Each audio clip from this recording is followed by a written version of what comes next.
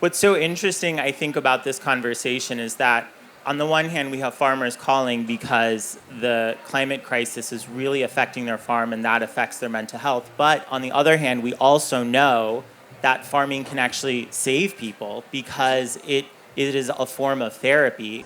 I lost a lot of cattle due to climate change this year, due to heat.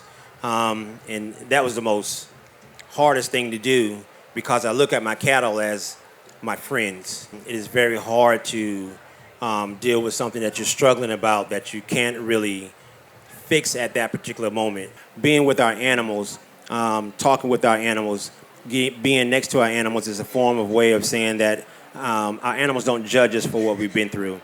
So it's a great start of what agri-therapy is. It's a way of help.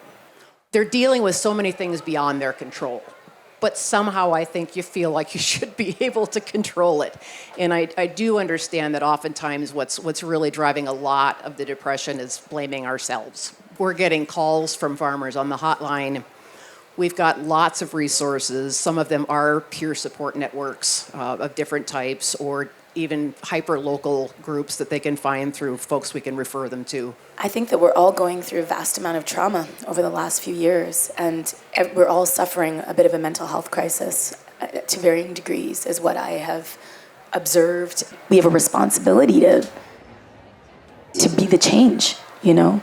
I do think that, and I think that we can do it together. Farmers are cultivators, and they cultivate with love. Just want to be appreciated and valued. I think what we hear is the most consistent message from our farmers is thank you for listening. And you just kind of take that almost as thank you for seeing me, you know, thank you for taking the time to recognize I'm here.